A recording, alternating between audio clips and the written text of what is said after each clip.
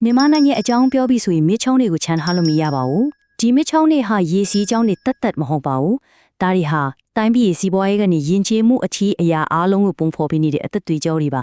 ဒီအသက်သွေးကြောတွေရဲ့အရေးပါပုံကိုအတူတူလေ့လာကြည့်လိုက်ရအောင်ကဲအသက်သွေးကြောလို့သုံးလိုက်တဲ့အခါဘာကိုဆိုလိုချင်တာလဲဒါဟာပင်လယ်ထဲကိုစီးဝင်သွားတဲ့ရေတဲ့အများကြီးပိုလင်းတဲ့အသေးပဲကိုစောင့်ကြည့်ပါတယ်မြန်မာနိုင်ငံမှာဆိုရင်အဓိကမြစ်ကြီး၄စင်းရှိတယ်ပေါ့အားလုံးသိကြတဲ့အေယာဝတီမြစ်ပြီးတော့ချင်းတွင်းမြစ်စားကြီးတဲ့တန်လွင်မြစ်နဲ့စစ်တောင်းမြစ်တို့ပဲဖြစ်ပါတယ်ဒီမြစ်တွေကနိုင်ငံရဲ့သမိုင်းကိုပုံဖော်ခဲ့တယ်လို့တော့ပြောလို့ရပါတယ်ကဲပထမဆုံးအရေးကြီးဆုံးအချက်အနေနဲ့ဒီမြစ်တွေကပြည်သူတွေကိုဘယ်လိုများထောက်ပံ့ပေးနေလဲဆိုတာကြည့်လိုက်ကြရအောင်အချက်ကအကျဆုံးဖြစ်တဲ့အစားတော့ကဏ္ဍနေပဲဆက်လိုက်ကြရပါတကယ်တော့လေနိုင်ငံရဲ့စိုက်ပျိုးရေးကဏ္ဍအကြီးကြီးတစ်ခုလုံးကမြစ်ရေကိုပဲအဓိကမီးခိုးနေရတာပါအဓိကအစားသုံးနေတဲ့ဆန်စပါးတို့ပဲအမျိုးမျိုးတို့နန်းတို့ဟင်းတင်းရဲ့ဒီအကုန်လုံးပေါ့မြစ်တွေဒါမရှင်ဒီလောက်ကြီးမားတဲ့စိုက်ခင်းတွေဖြစ်လာဖို့ဆိုတာမလွယ်ပါဘူး။ဒါပေမဲ့စိတ်ဝင်စားစရာကောင်းတာကရေတစ်ခုတည်းကြောင့်မဟုတ်ပါဘူး။မြစ်တွေကသူတို့နဲ့အတူမြေစီဩဇာကောင်းတဲ့နိုးမြစ်တွေကိုပါတည်လာပြီးတော့မြစ်အောက်ပိုင်းဒေသတွေမှာပို့ချပေးတယ်။အဲဒီဖြစ်စဉ်ကြောင့်ပဲနိုင်ငံရဲ့စပါးကြီးလို့ခေါ်တဲ့အေယာဝတီမြစ်ဝကျွန်းပေါ်ဒေသမှာအင်မတန်မှအထွတ်တိုးတဲ့လေယာမြေတွေဖြစ်ပေါ်လာရတာပါ။ဟုတ်ပြီစိုက်ပျိုးရေးအကြောင်းပြောပြီးဆိုတော့နောက်တစ်ခုကမြစ်တွေကိုယ်တိုင်ကအစားအစာရဲ့အရေးမြစ်ကြီးတစ်ခုဖြစ်နေသေးတာပါပဲ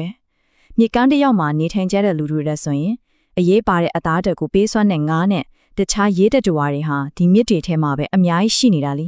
ပြီးတော့ဒါကမိသားစုနည်းနည်းလေးအတွက်ပြောနေတာမဟုတ်ဘူးနော်ရေချိုငါးဖတ်လုပ်ငန်းဟာကြီးလက်ဒေတာကမိသားစုထောင်ပေါင်းများစွာကိုအစားအစာရောဝင်ငွေပါတိုက်ရိုက်ထောက်ပံ့ပေးနေတာပ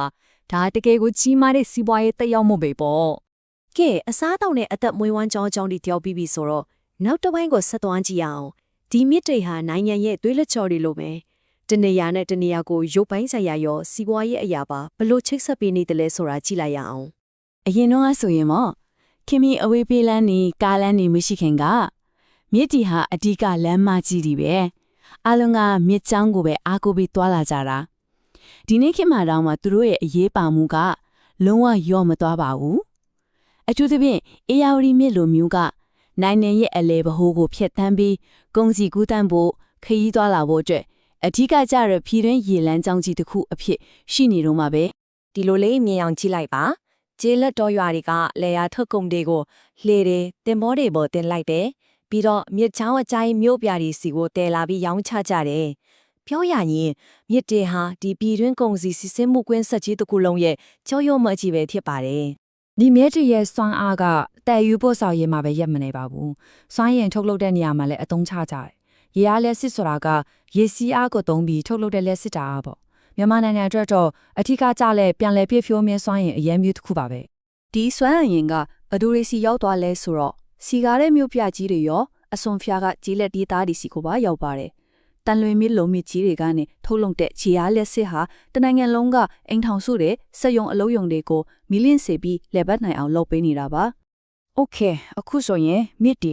ကနိုင်ငံကိုဘလို့အာဟာရဖြည့်တင်းနေဘလို့ချိတ်ဆက်ပေးရဆိုတာတွေကျွန်တော်တို့တွေ့ခဲ့ပြီးပြီ။ဒါပေမဲ့သူတို့ရဲ့တမိုးကအဲ့ထက်အများကြီးပိုနေချိန်ပါတယ်။တဘာဝပုံဝင်ခြင်းနဲ့ကျွန်တော်တို့ရဲ့ယဉ်ကျေးမှုအထီးကိုပါအရေးပါနေရပါ။တကယ်တော့လေဒီမြစ်တွေဟာကေဟစနစ်ရဲ့အင်ဂျင်ကြီးတွေလိုပါပဲ။သူတို့ကြောင့်ပဲကြဲ့ပြောင်းလာတဲ့စိတ်မြစ်တော်တွေတစ်တော်တွေဖြစ်တည်နေပြီးမျိုးစုံသောတော်ရိုက်သည့်စာလေးအတက်နေထိုင်စရာနေရာတွေဖြစ်လာစေတယ်။မရေမတွနိုင်တဲ့အငတ်မျိုးစိတ်တွေငါမျိုးစိတ်တွေအတက်ဆိုရင်လေဒါကသူတို့ရဲ့အိမ်ပဲလေ။ဒါကြောင့်မြစ်တွေကျမနေဖို့ဆိုလားနေမြန်ရဲ့ကေဟစနစ်တစ်ခုလုံးမျှတာဖို့အတွက်အင်မတန်အရေးကြီးပါတယ်။ဒါကတော့တိပန်နေကြအထလက်တွေပေါ့။ဒါပေမဲ့ဒီမြစ်တီကနိုင်ငံတနိုင်ငံရဲ့စိတ်ဝိညာဉ်ကိုတော့ဘလို့ပုံဟောပေးတယ်လဲ။ပြည်သူလူထုရဲ့ကိုယ်ပိုင်လက္ခဏာနဲ့ဘလို့များတသားတည်းဖြစ်နေတာလဲ။မြန်မာသမိုင်းကိုပြန်ကြည့်လိုက်ရင်မက်ကန်းနားတွေမှာပဲရေးထိုးထားတယ်လို့ပါပဲ။ရှေ့အကြဆုံးအခြေချနေထိုင်မှုတွေကစလို့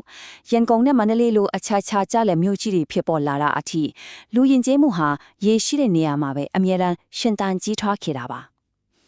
ဒီနေ့အထိတောင်မှမြစ်တွေဟာပွဲတော်တွေရွရသလေးတွေနဲ့နေ့စဉ်လူနေမှုဘဝရဲ့စိတ်ချက်ကိုနက်နက်ရှိုင်းရှိုင်းလွှမ်းမိုးနေတော့မှာပဲဒီအချက်တွေအားလုံးကိုခြုံငုံကြည့်လိုက်ရင်မြစ်တွေဟာရေစီးကြောင်းတက်တက်ချက်အများကြီးပို့တယ်ဆိုတ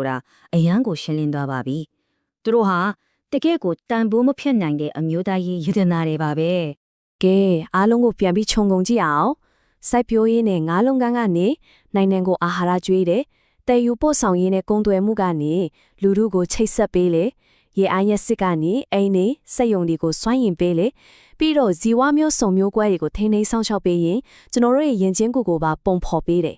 ဆိုတော့ဒီမြစ်တွေဟာတကယ်ပဲနိုင်ငံရဲ့အသက်သွေးကြိုးတွေဆိုတာညင်လို့မရပါဘူး ဒီအချက်တွေကြောင့်ပဲအရေးကြီးတဲ့မေးခွန်းတစ်ခုကိုရောက်လာပါတယ်နိုင်ငံကရှေ့ဆက်ဖွံ့ဖြိုးတိုးတက်လာတာနဲ့အမျှစီးပွားရေးဖွံ့ဖြိုးတိုးတက်မှုလိုအပ်ချက်တွေနဲ့ဒီအဖို့မချက်နိုင်တဲ့အသက်သွေးကြော်တွေလိုထိမ့်သိမ်းဆောင်ရှောက်ရေးကြမှာဘလို့ဟန်ချက်ညီအောင်လူဆောင်သွားကြမလဲ